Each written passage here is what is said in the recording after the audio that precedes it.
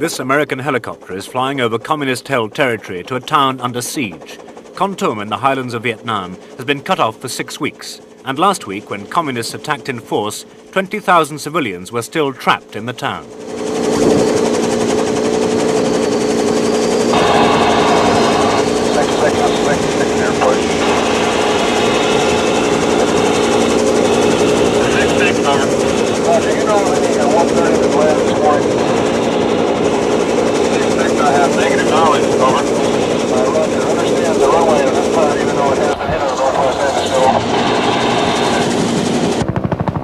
Tonight, World in Action looks at the plight of the primitive mountain people caught in the middle of a decisive battle for the center of Vietnam.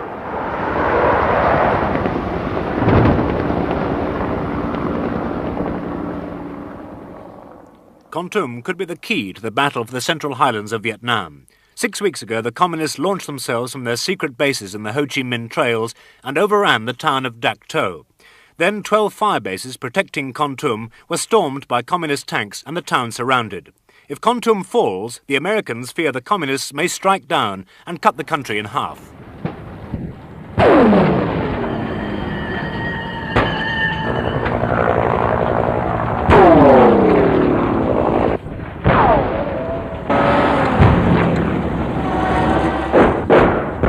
Trapped inside Kontum, the civilian refugees never escape the sound of battle. The front line is less than a mile away.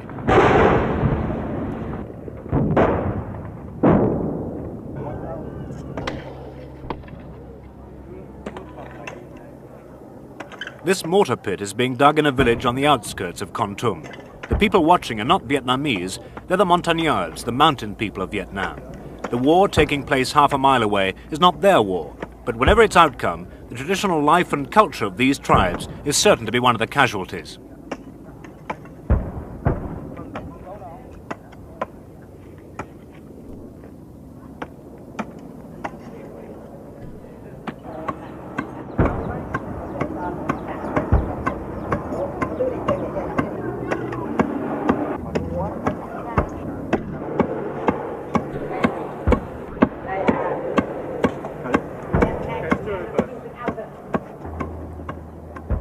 The Montagnards have darker skins than the Vietnamese, almost round eyes and quite different customs. Since they came to Vietnam from Polynesia long ago, they've lived in small villages of long houses, growing hill rice and hunting with wooden crossbows in the forests. The Montagnards' land covers 2/3 of South Vietnam, but the Vietnamese outnumber the million or so hill tribesmen by 17 to 1 and see them as savages. The Montagnard head man in Kontum is Pierre Yuk. The situation in Kontum is certainly very serious. The communists are all around Kontum. They're on the edge of Montagnard villages such as this one here, only a mile from the center of the town. But the people want to stay here if they can. When the communists shelled the town, the Vietnamese fled. This is the deserted center of Kontum, the Vietnamese area. The Vietnamese have left Kontum. They have homes and relations in the lowlands. They only come to the Central Highlands to trade, to set up shop and take money from us. Their roots aren't here. They have enough money to be able to leave and relations to go to. For the Montagnards, the situation is entirely different. If we leave our land, our ancestral villages, if we go elsewhere, it's no longer our land. Without doubt, we wouldn't have enough to eat. How are we going to survive in a Vietnamese town? Montagnards have always been a traditional Negro of South Vietnam, and especially in the highlands here. They've always not exactly been slaves, but just not too far above it. The Montagnards are simple people. I mean, they're satisfied with a little bit of land and their family. I mean, there's just not much else to it. They like to be left alone mainly, which they haven't been. These people have lived through the wars of Indochina, which began almost 30 years ago. The Montagnards continue to work their land, despite the fighting only a few fields away.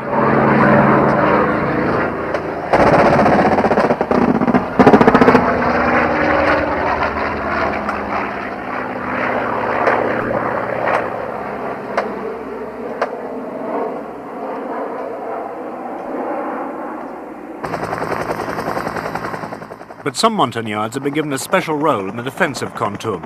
Their job is to help the Americans hold isolated fortresses close to the Ho Chi Minh trails. American advisors took us 40 miles behind communist lines to a Montagnard camp at Ben Het. Flying at 10,000 feet above the range of enemy guns, the destruction left behind by the B-52 bombers can still be seen. These traditional Montagnard lands are now free fire zones. Any tribesmen who've not retreated to the special camps or to Kontum run the same risks as the communists.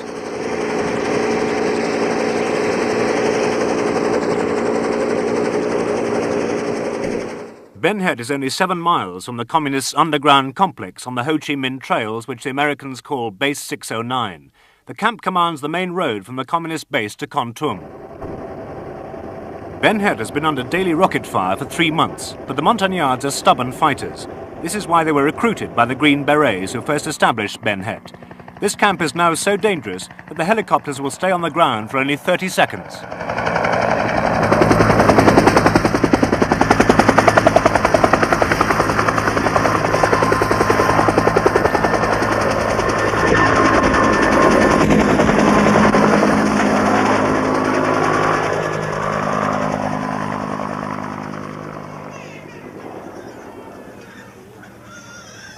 The Montagnard soldiers at Ben Het live in the trenches and bunkers with their women and children. These tribal families didn't even leave when the battle for Ben Het was at its most intense. We've taken probably a little over 1,500 incoming rounds in about a 3 to 4 week period. Now that doesn't count what we took during the battle. It's virtually impossible to estimate what they threw in here during that battle. Probably around 2,000 rounds of heavy stuff. What they threw at us as far as small arms is concerned, you can't count it. A special relationship has existed between the Montagnards and the Americans since the beginning of the war. The Green Berets admired the Montagnards' courage and their qualities as guerrilla fighters, which they contrasted with those of the South Vietnamese. The Special Forces camps have started around 1962-63. To tell you how long this individual family lived here would be almost impossible unless we asked them. This is where they live, this is where they fight from, other than the women move back to the inner perimeter if there is an attack on the camp. But you'll find some of these people have been here since '63. Why do they come in from the villages? Well, we recruit and ask them to join the Vietnamese army. They do, and they bring their families with them. Now you'll find that the Montagnards in this area, or in this camp, are all from this general area. And this is the key to a Ranger border camp, or the old Special Forces border camp, and that is you keep your people in the area where you recruit from. If you take them away longer than a couple of months period, they'll go back to the village. The Montagnards' fight at Ben Het is vital to the defense of Kontum. The camp lies astride the most direct tank route to the city. Its strategic importance was underlined by the intensity of the communist assault. At this point, you can see that this is where the main attack is. Back here, you were massed, but you can see one of the tanks down here that actually came in and proceeded to drive the Vietnamese, the friendly Vietnamese, out of the bunker line. This is a Soviet-built PT-76 tank that very nearly broke into our perimeter. Had this thing got inside of the perimeter, there's no telling the amount of damage this thing would have done before we finally got it knocked out. Now, this is the sector that took the main attack, which is from the east. And about 4 bunkers on each side of this, or 3 on each side of it, is where the NVA got through the wire and into the bunkers. And of course, the counterattack from my rear then had to retake these 4 bunkers. This one happened to cave in from the use of laws, as Bob told you earlier, and then they rolled a barrel of gasoline in and set it on fire. You can see it's still smoking over here to my left. How many bodies are underneath? We estimate about 40. And what do you do with all these dead NVA bodies when you get them? I mean, you had a lot. We burn them. It's the only way. We couldn't possibly bury as many as we got. The Americans say 1,500 communists have been killed in the battle at Ben Het. Montagnard losses are 110 dead. There are no casualty figures for the women and children. You're in a typical bunker line where the defense is actually fought for a Ranger border camp. This one is typical of the other 11 camps that I advise and supervise. You'll find here to my left a 30 caliber machine gun, which of course the United States Army no longer uses. This is where the fighting's done. To my right, you'll find living quarters, where the people live during the day, during the night, until, as we said earlier, the fighting begins. At that time, the women then move back to the rear, to the inner perimeter, and the men stay in these positions and fight. This woman has lived here for 7 years. Her 2 children were born in this bunker. They've never been outside the camp. The mountain yard is a very primitive type of person. They don't really understand modern technology. Special forces trained them in modern weapons and gave them the weapons that they use. They paid them the first time the mountain yards had ever seen money. They didn't know what money could even do. They gave them clothing, which the mountain yards had never had before. They were like fathers to them. And over the years, as they led them into combat situations, the mountain yard began to trust the American far more than he'll ever trust a Vietnamese. As the Americans withdraw, the Montagnards are left increasingly vulnerable to the hostility of the South Vietnamese and the onslaught of the communist advance. After 2 hours, we were flown out of Ben Het, leaving behind this isolated fortress, a home for nearly 2,000 Montagnards.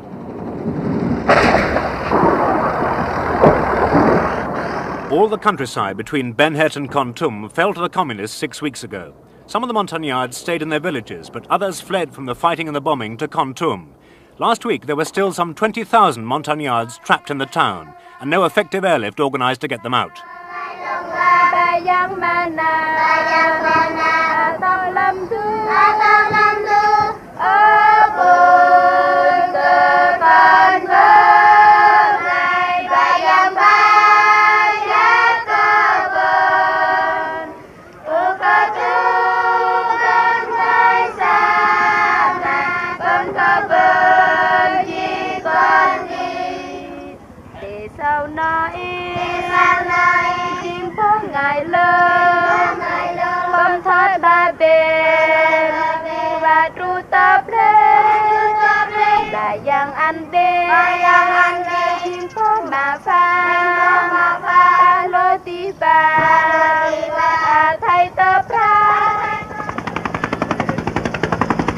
The dangers that face the refugees are emphasized by the fact that supplies of rice are only flown in on a daily basis in case the town should fall to the communists.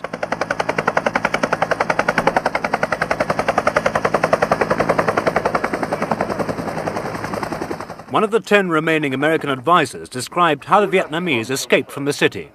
The first people who left Kontum were the refugees from the northern part of Kontum province, and the majority of them were Vietnamese. They did get a very few mine yards out to start with. Why was that? The province chief ordered mainly Vietnamese first and mine yards second. These Vietnamese got out when the communist attack began 6 weeks ago. 20,000 Vietnamese escaped in the first few days, but in the 4 weeks since, only 8,000 Montagnards have been airlifted out.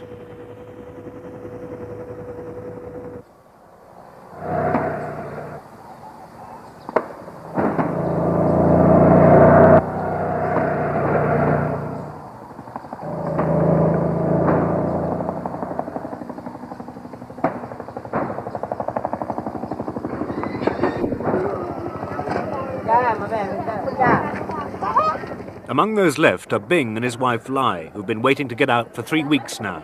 They have 2 children and Lai is 6 months pregnant.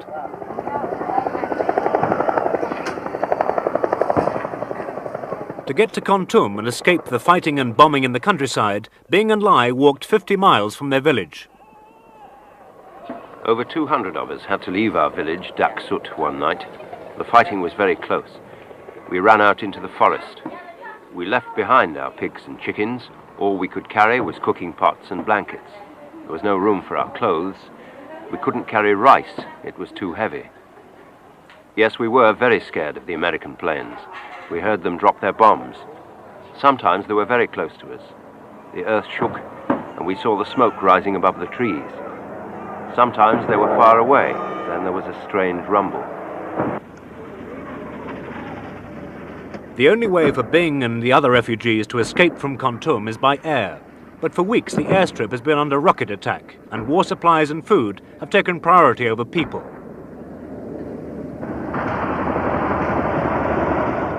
The Montagnards wait patiently for a lift out on the incoming rice and ammunition helicopters. But they often wait for a long time, for the helicopters are flown by their old masters, the Vietnamese.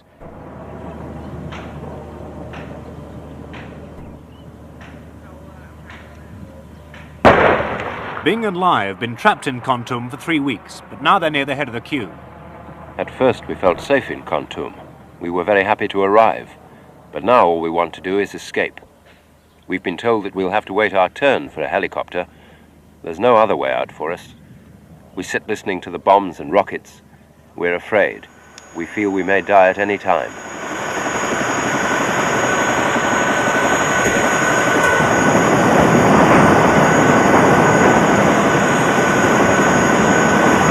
These Montagnard babies from the Catholic orphanage are waiting to get out, but the Vietnamese helicopter drops its load of rice and flies off empty.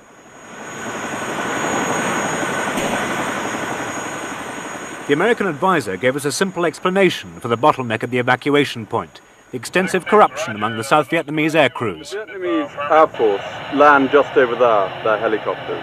Do they pick up these refugees? Negative. They do not. Why not? They will not pick up the Montagnards for the reasons I stated earlier, that they don't particularly care for the Montagnards to start with. That and the fact that they usually get anywhere from about 10,000 piastres a head for refugees that they carry out. There was some of this going on. Money's been seen changing hands several times.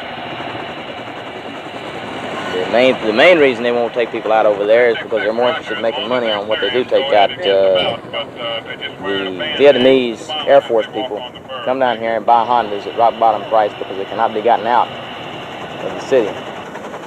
While we filmed, Vietnamese soldiers pushed looted Honda motorcycles onto an empty helicopter. The Hondas are taken to be sold in the town of Pleiku. The Montagnards are left in Kontum. We asked the American advisor why this happened. Well, it's typical. I mean, it's typical of the Vietnamese way of thinking. They put more value on money than they do of life. I get pretty angry sometimes about, especially when you see a Vietnamese soldier dressed up as a woman trying to get on a helicopter. You kind of want to take a stick to his head.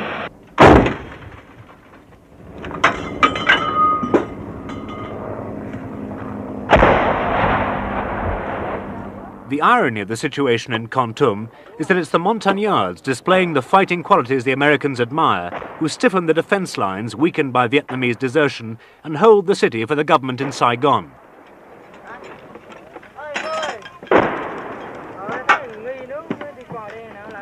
I think they're fighting somebody else's war because they're not, like I say again, they're not going to get anything out of it after it's over with. They'll go back to their village and hamlets and continue to be the bottom man on the pole. The Montagnards in general will stand and fight. The Vietnamese are in general the opposite. Unless they're so far superior, they don't like to stay.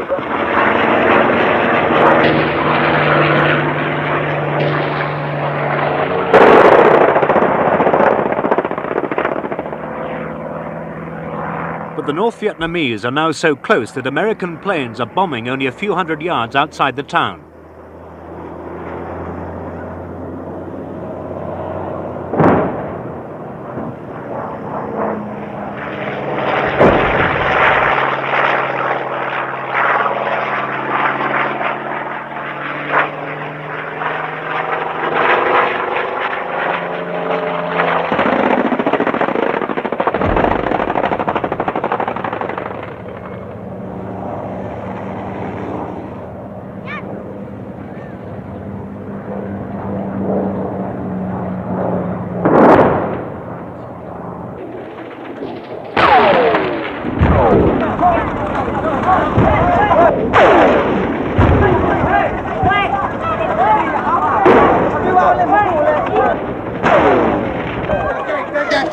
Meanwhile, the refugees at the evacuation point flee as an ammunition plane is hit by a rocket.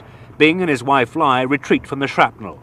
No one will be airlifted out on this day, so Bing and his family return to their camp.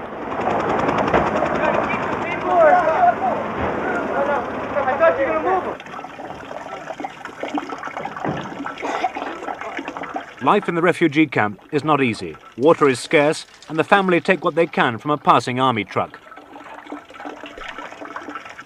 Last night we were very scared. a rocket exploded across the road. We all went and lay down in the trenches. The VC attacked with 6 tanks. We were awake all night, listening and waiting. The children cried and yelled. We do not know what will happen to us. We do not understand this war. We just want to live in peace. We want to return to our village.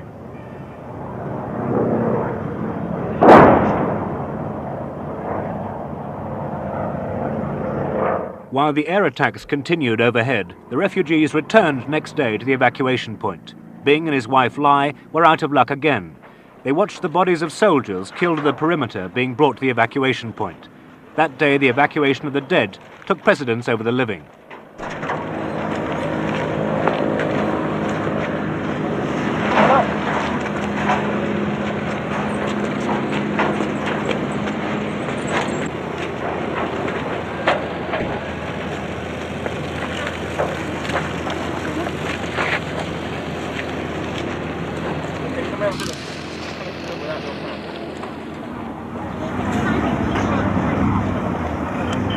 Next day, the 3.5-week wait of Bing and Lai is finally rewarded.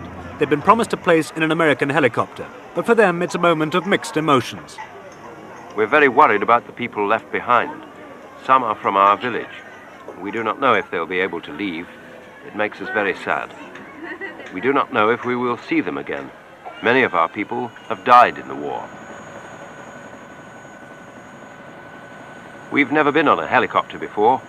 We're afraid. We do not know where we're going. We do not know how we will eat. We want to find a village like our old one.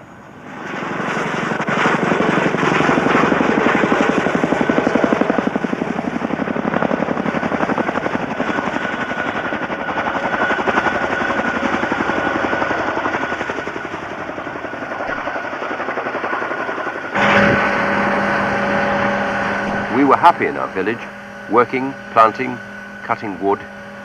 This is the month we sow rice. The boys love fishing, the men trap birds. Often we go hunting far away from the village. There is no place for the Montagnards' way of life in the resettlement camps to the south, which will be the Bing's new home.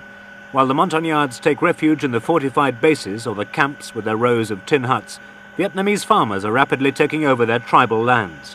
With no land of their own to farm, the Bing's only means of survival may well be to work as labourers for the Vietnamese. I have heard about the Vietnamese stealing our lands, but I do not know where. We do not like the Vietnamese. They have a different way of life to us.